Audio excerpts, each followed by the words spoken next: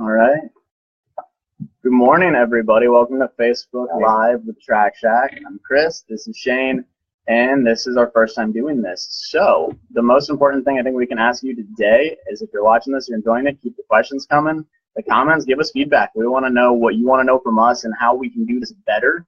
But for today, I think we're talking about some shoes, a little Garmin action, and mainly focusing on the Winter Park 10K, training for that distance. Yep. So, you got some questions there for me, Shane? Well, so since we already kind of addressed what we're going to be doing, let's start off with the shoes. What shoe do we got in front of us? This is the New Balance 880. We've got, if you need more of a stability shoe, we've got our 860 over here. New Balance is the brand we're focusing on today. We'll touch on other brands as this continues. It's going to be the third Monday of every month at 9:30, but pay attention to the website, the Facebook, for updates as to when we're doing that as well. But basically, you've got your neutral cushion shoe and the 880, a shoe for someone with a sturdier arch, someone who's not overpronating and wants a nice cushioned ride, about 300, 400 miles of use out of a shoe like this. Your 860, it's kind of a stability counterpart. So if you are having some pronation issues, need something to control for that, this is the shoe that's going to take care of that for you. So why would somebody choose the 880 over, say, something like another shoe from another company? I think I tell customers all the time when they ask that question that it's really preference. Again, like I said, we're talking about New Balance today, but we will talk about other brands at other times. I think most of us on staff have shoes from almost every brand that we like for different days. You've got your lighter shoe from one brand, higher cushion. It's like test driving cars. They're going to have the same functionality, but you just might like one a little more than the other. And so this is the version 7 we have. Version 8 is coming out sometime in March. What are going to be the major updates to that shoe versus this one? Really not going to be a ton, and that's a good thing because this was a shoe we've done really well with. So talking to New Balance, I wish we had a sample one to show you. But it's going to be very similar in terms of the seamless upper right here, which is one thing that a lot of people do really like about the 880. New Balance, the brand, tends to cater to a little bit of a wider foot. So with those preferences like we talked about earlier, if you usually need that width or more forgiving forefoot, the cut of the shoe and also the fact that there's no stitches, anything else, lets it breathe with your forefoot, and you're going to get that again on the version 8. Plus, hopefully, from what I'm hearing, just a little bit of kind of denser cushion, a little bit of a sturdier, longer-lasting platform, but without adding really any weight. So speaking of longer-lasting, how often should we be replacing our shoes? Every 300 to 400 miles on average. It varies depending on the intensity of your training and quite frankly, your weight and how heavy of a runner you are. How heavy you run isn't always dependent on your weight. So, for example, we have an older shoe. I don't know if you can see it on the camera here, but it's fairly worn down on the tread. Yes. You can kind of compare that to something like this, which you can see the big old differences between kind of the tread on the bottom, and that's a pretty big sign when you need to update those shoes. For sure. I mean, track your mileage, but when you're in that 200 to 300 range, flip it over. You see that, where you used to have nice clean grooves like this, all of a sudden it's like this first shoe Shane showed. When you can't tell where one kind of segment ends and the other begins, it's probably getting to be about time. So speaking of training, obviously you're going to be putting in those mileage. You want to make sure you have those good shoes. How would you approach this upcoming 10K that's coming up in March, the Winter Park 10K? I mean, it depends really on what your goals are with it, right? And so you kind of got to take that situationally. If your goal is just to finish it, and at any of these levels, what you want to do is listen to your body, right? But if this is your first 10K ever, if 5K is your usual distance and you're going a little bit longer, take a walk break if you need to, or some sort of interval system where you're going slower if you need to stop and kind of get your breath back. Don't hesitate to do that. If you're looking to improve on a 10K time, a little bit of speed work is definitely more the direction you want to go in, and 10K is a longer distance, so you don't necessarily just want to do 200s or 400s. You want to do mile to 2 mile intervals at a time at race pace, and then do some recovery miles after that. So again, situational depending on how you want to approach it.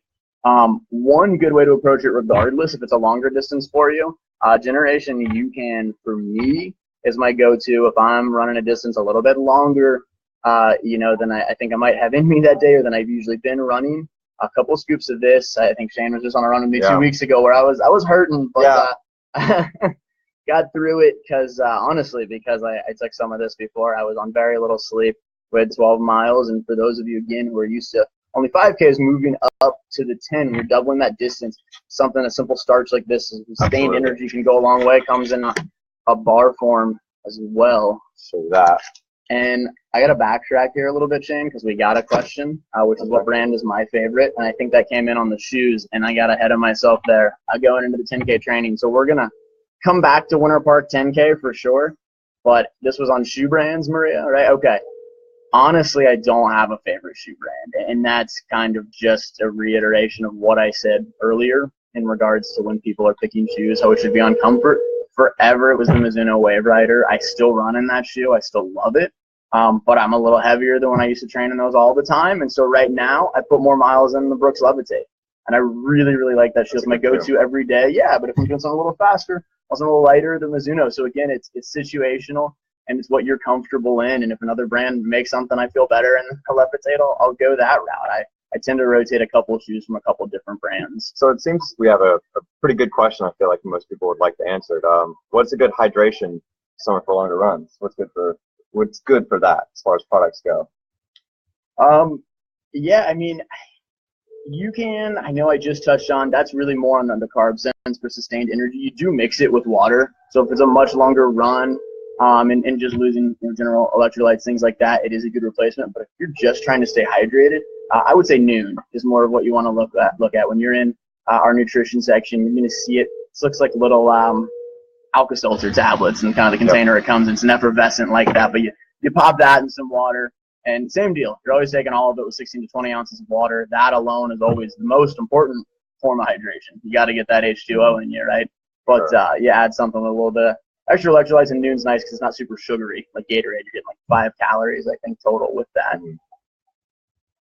Right, so there's another question. We do. I'm going to let you read that one. So when is the race, Chris? The race, that's an important one, isn't it? That is March 24th. And this is the Winter Park 10K we're talking about. That is the Winter Park 10K. Yeah, coming back to that. So that is that last Saturday in March, and that is our coinciding with our sale week. We do 2 a year, right? So that's not only the week of the race, or we'll have packet pickup and a lot of stuff going on in the store, but every year we've got our annual anniversary sale in August, where our series kicks off. It's our celebration of running. And Winter Park Road Race, being the final race of our running series, always coincides with the sale to wrap it up. So that's a good, actually, the new 880 I think is coming out of that time. Absolutely. So that's a good time to come in and maybe get a pair of this version 7 while it's on sale, and a couple of other good shoes. But sign up soon. Even though the 24th of March might seem far away, it's over a month, we're at 60% capacity on that race. And that is at a point where 3, I think, of our 5 running series events now have sold out. So this one has the most to offer. And because of that, we assume we'll also sell out. You're looking at 3 medals. You've got a 2-mile event that we've had as part of this race for a long time. There's your distance dare, where you can run the 2-mile and then the 10K. So there's always been a medal for the 10K and for the distance dare. But this year, you've got the opportunity to get one for each of the 3 events. So if you do them all, you and that's great, because even if you're a beginner runner or a seasoned runner, there's kind of a race for you. You don't have to, commit to that 10K if you don't want to. But speaking of beginners, what's kind of the best way to approach that 10K training coming up to that Winter Park 10K? Longer mileage, again, going back to what I said earlier, more time on your feet. I think 5K is the most common road race distance that we see, and so it's what people get the most used to doing. So you're talking about doing more than that. You want to build up to it. It's starting to get hotter. It's getting a little more humid. So go out and try to run an extra mile at a time. 2 to 3 is usually your average training run. Get to where 3 or 4 is comfortable. After a couple of weeks, you can get that up to 4 or 5. And again, that's for if this is a really long distance for you. If it's your first 10K or first in a while. If you've been running those 6 to 8 to 10 mile runs and you're trying to focus on a quicker time, you want to get into the faster, longer speed intervals, those 1 to 2 mile tempo efforts. And I would say, I don't want to add, regardless if you're a beginner or a more seasoned runner, I would say consistency obviously is the most important. For sure. You can't go out and run once or twice a week and expect to progress. You have to stay consistent, do what you're comfortable with, but also kind of try to push that comfort zone a little bit. Yeah, no doubt. And this is Chris and Shane, by the way, for those of you who are just joining us. This is Facebook Live on Track Shack, our first go of it. And Shane was just making, I think, one of the most important points in our sport, which is that consistency is key. You've got to run and run often. If you run 1 day a week, it's going to be really hard every time. And if that's all you can do, build up slowly. But it is a sport with exponential growth like nothing else. The more you run, the easier it becomes, the better you'll do at it. And for those beginners just getting into it, we actually do have a 10K training guide on tracktrek.com. You can jump on there. And is that linked in the Winter Park Road Race page? Yeah, so if you go to that race registration page, you'll see a little training link on the side, and that can kind of walk you through how you want to build up your mileage going towards a race like that, and how to just be more consistent, like Shane said. Great. And as far as so if you are trying to chase down that PR or something, and you are wanting to get the most out of yourself, what's some couple of tips you have, even during the race or footwear or something like that? Do you have any kind of pointers there? Sure. I mean, we're talking about New Balance today, right? So we'll start with footwear. If you're really focused on time, if 10K is not an uncommon distance for you and your goal is to be quicker than you have in the past, try a lighter weight shoe, if not a racing flat specifically. Then I'm Shane, by the way. And I'm Chris. I saw that question right as you did too. I was going to say, I guess we're not quite zoomed in enough with the name tags. We tried. But yeah, if a fast 10K is your goal, if that's what you're shooting for, look into either what we call a lightweight trainer, which is your in-between everyday training shoe and racing flat, or if you're at that really elite level, really trying to crush it, 10K is a distance where racing flat's an option. And in that New Balance brand, 890 is a shoe that's about to come out that you might want to check out in the neutral category. It's a shoe it's a re-release. They came out with it and it's coming back. And I'm only backtracking on that shoe because its initial release was actually the signature shoe of Jenny Simpson, our kind of local Oviedo High School hero. So it's cool to see New Balance bringing her shoe back. If you want to go to that racing flat, 1400 is going to be your neutral option, 1500 if you want a little bit of support. That's, again, staying in the New Balance brand, which is kind of where we're focusing today. There we go. All right, awesome. What else we got here? We want to talk about kind of the cadence and running of that, and want to kind of segue there? Sure. Yeah. I mean, as far as the training, like we said, there's different tiers depending on what your goals are out of the event. But regardless of if you're trying to increase your mileage or shorten your intervals between run-walk breaks or to run that PR, well, your cadence, if you're practicing a really efficient running form, it should be the same, actually, no matter what. And that's something that we touch on our Good Form running class, and that's something you can sign up for in the store. But a helpful tool sometimes with cadence is music. Since Spotify Premium, I know you can actually set your playlist at the desired cadence, which is in running 180. And I really am going into all that on cadence as kind of a lead into another product we've got coming out here. Yes, brand new product that we have coming out. The lovely plastics display here that Shane has. When we wrote the script for this morning, we were expecting to have this watch. It has been kind of getting delayed in shipment. It's a really hyped up new product from Garmin. When they come out with a launch like this, sometimes things get back ordered because the demand's just so high. But Garmin 645 is going to hold music on it the same way an Apple Watch does, other products. The biggest question we get probably on our current Garmin products is, do any of them hold music yet? And this is your answer right here, 645. So although that first shipment has not arrived yet, it is due any day. We're ready to reorder because most of those are already claimed, and we are able to take pre-orders on this Garmin 645. So that's a watch you think you might be interested in. You can email us, call us, respond to this Facebook Live video, and we'll set one aside there for you. And this can help you set your intervals for your training as well. If you're doing tempo runs, if it's run, walk, whatever it is you're doing to get ready for the 10K, there are workouts you can program into this watch, as well as listen to your favorite tunes or podcasts. And kind of, if you're like me, I had a lot of trouble with my motivation, so I needed kind of a kick in the pants to get out the door. So what I did is I bought myself a watch.